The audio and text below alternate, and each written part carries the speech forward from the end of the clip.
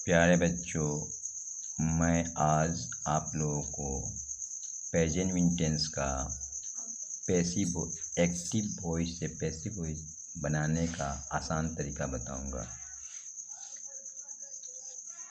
पहला question, he writes a letter. ये active voice में है, इसका हिंदी होता है वह एक पत्र लिखता है। अब इसका पैसिव वॉइस होगा, इस लेटर ऑब्जेक्ट को हम लोग सब्जेक्ट के स्थान पर लाएंगे। ठीक है, तो ए लेटर, यहाँ पर एक कैपिटल टर्म लिखा गया क्योंकि शुरुआती अक्षर को हम लोग कैपिटल लेटर से लिखते हैं। ए लेटर, अब ए लेटर ये क्या है, थर्ड पर्सन सिंगुलर नंबर है, इसलिए यहाँ पर हम लोग हेल्पिंग वर्ब ग्रुप में इज का प्रयोग करेंगे। और पैसिव वॉइस, किसी भी टेंस का पैसिव वॉइस हो, पैसिव वॉइस में हमेशा वर्ब थ्री का प्रयोग करते हैं। इसलिए a letter is written by him. He का ऑब्जेक्ट फॉर्म हिम होता है, ये हमें याद रखना पड़ता है। ही राइट्स ए लेटर, ये एक्टिव वॉइस में है, इसका पैसिव वॉइस हुआ a letter is written by him, ये पैसिव रूप हुआ। ही राइट्स ए लेटर, इसका हिंदी हुआ वह एक पत्र लिखता है। A letter is written by him, एक पत्र उसके द्वारा लिखा जाता है। मैं इसका हिंदी आप लोग को इसलिए बता रहा हूँ कि हमारा मेन मकसद होता है कि हम अपने प्रैक्टिकल लाइफ में कुछ भी चीज़ लिखा है उसका हम आसानी से अपना मीनिंग निकाल सकें ना, उससे हमारा प्रैक्टिकल लाइफ में हेल्पफुल होता है। दूसरा क्वेश्चन है, वी प्लेज चेस। ये एक्टिव वॉइस में है। वी ये सब्जेक्ट है, प्ले वर्ब है और चेस ऑब्जेक्ट है। पैसिव वॉइस में हम लोग सब्जेक्ट की जगह पर सब्जेक्ट जब ऑब्जेक्ट को लाते हैं, और ऑब्जेक्ट किस रूप में है, सिंगुलर है या प्लूरल है, उसके हिसाब से हम लोग हेल्पिंग वर्ब यूज़ करते हैं। यहाँ पर चेस जो है वह सिंगुलर है, इसलिए यहाँ पर हम लोग आर न लिखकर इस का प्रयोग करेंगे। उसके बाद प्ले वर्ब, इसका थर्ड फॉर्म लिखेंगे प्लेड, इसका थर्ड रूप लिखेंगे प्लेड। उसके बाद नियम के हिसाब से पैसिव वॉइस में जनरली एक बाई लगता है, उसको लिखेंगे। उसके बाद ये वी का ऑब्जेक्ट रूप लिख देंगे। वी का ऑब्जेक्ट रूप अस होता है। ये ऑब्जेक्ट सभी प्रोनाउन का हमें ऑब्जेक्ट फॉर्म याद करना पड़ता है, उसे आप लोग को याद रखना पड़ेगा। ठीक है, इसलिए we play chess active voice का पैसिव हुआ, chess is played by us, ये पैसिव रूप है। अब इसका हम लोग मीनिंग समझेंगे। वी प्ले चेस, हम लोग चेस खेलते हैं, और इसका पैसिव मीनिंग हुआ चेस हमारे द्वारा खेला जाता है। हमें इंग्लिश सेंटेंस का मीनिंग भी साथ साथ समझते चलना है ताकि ये चीज़ हमारे भविष्य में काम आए। Question number 3, we buy books. मैं पुस्तक खरीदता हूँ, ये एक्टिव वॉइस में लिखा गया है।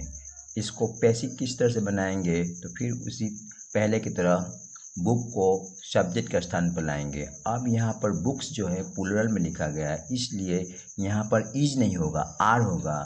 थर्ड पर्सन प्लूरल नंबर के साथ हेल्पिंग वर्ब ग्रुप में हम लोग आर का प्रयोग करते हैं।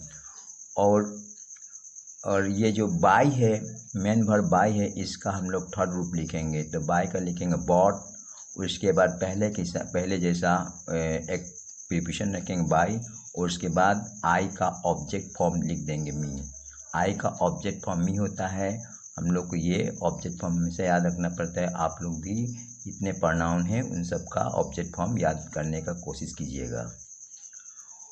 तो आई बाय बुक्स, मैं पुस्तकें खरीदता हूँ, और इसका पैसिव मीनिंग हुआ कि पुस्तकें मेरे द्वारा खरीदा जाता है। मैं आशा करता हूँ कि आप लोग को जो मैं बता रहा हूँ समझ में आया होगा। Question number 4, he helps me. ये एक्टिव में लिखा गया है। इसका अर्थ हुआ कि वह मेरी मदद करता है। तो यहाँ पर ही सब्जेक्ट के रूप में है, ये हेल्प्स जो है ये वर्ब के रूप में है, और मी जो है ऑब्जेक्ट फॉर्म में है।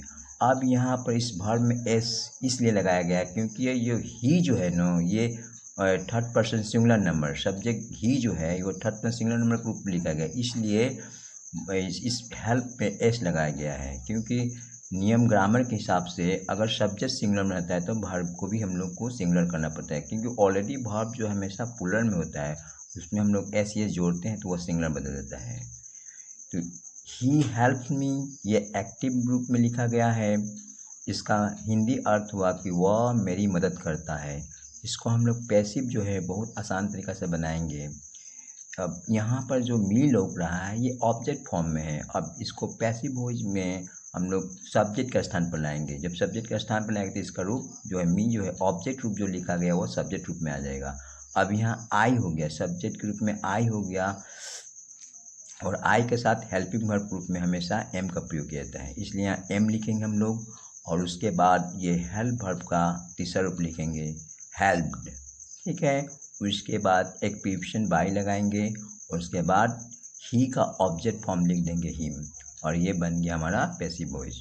इसका मतलब हुआ मेरी मदद उसके द्वारा की जाती है।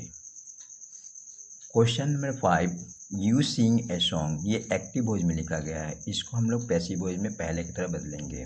फिर उसी तरह से यहाँ पर जो यू है ये सेकंड पर्सन है, ये वर्ब, ये सॉन्ग, इसमें एस एस नहीं लगाया गया इसलिए ताकि सेकंड पर्सन के साथ वर्ब में एस एस नहीं लगता है।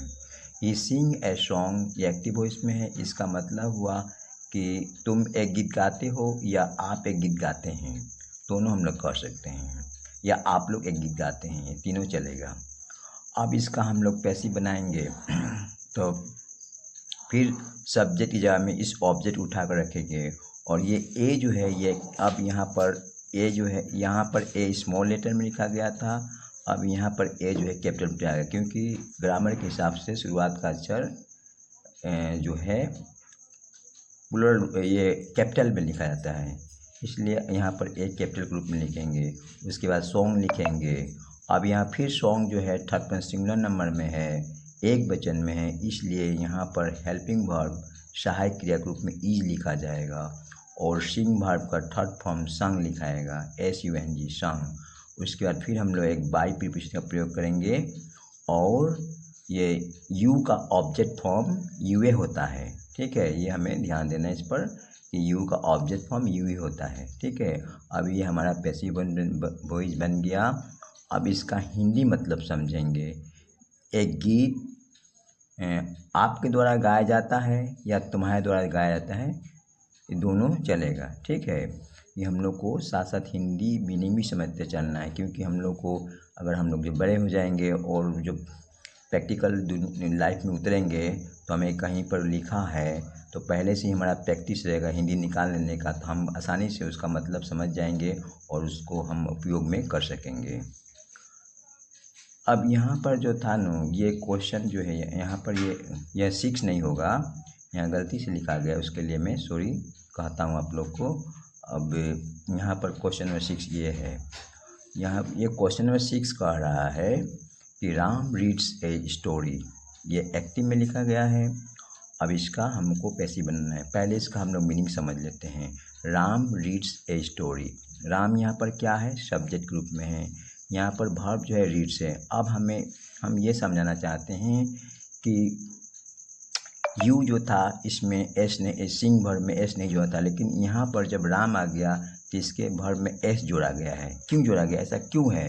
क्योंकि इसका ये ग्रामर के सबसे नियम ये कहता है कि अगर subject third person singular number में हो तब वर्ब को भी सिंगुलर करना पड़ता है, क्योंकि वर्ब ऑलरेडी प्लूरल में रहता है, ठीक है। इसलिए यहाँ पर राम क्या है, थर्ड पर्सन सिंगुलर में, इसलिए हम लोग वर्ब को भी एस जोड़कर सिंगुलर कर दिए। अब वर्ब सब्जेक्ट वर्ब एग्रीमेंट के हिसाब से जो मैं बाद की वीडियो में बताऊंगा कि सब्जेक्ट वर्ब एग्रीमेंट क्या होता है, उसके हिसाब से ये जो है इसको एस इसमें एस जोड़ा गया है। उसके बाद है स्टोरी, तो यहाँ ये राम सब्जेक्ट है, ये क्या है, वर्ब है, मेन वर्ब है, और उसके बाद स्टोरी जो है ऑब्जेक्ट के रूप में लिखा गया है। अब इसका हम लोग पैसिव बनाएंगे, तो फिर पहले की तरह यहाँ जो ए स्मॉल में लिखा गया है, अब यहाँ पर हम कैपिटल के रूप में लिखेंगे, क्योंकि कोई भी शुरुआत का अक्षर कैपिटल में लिखा जाता है, तो ए कैपिटल में लिखेंगे। उसके बाद story, a story is read by Ram, ये इसका पैसिव रूप हुआ। इसका पहला का मतलब ये है कि राम एक कहानी पढ़ता है और एक कहानी राम के द्वारा पढ़ा जाता है। इसका पैसिव रूप हुआ। धन्यवाद।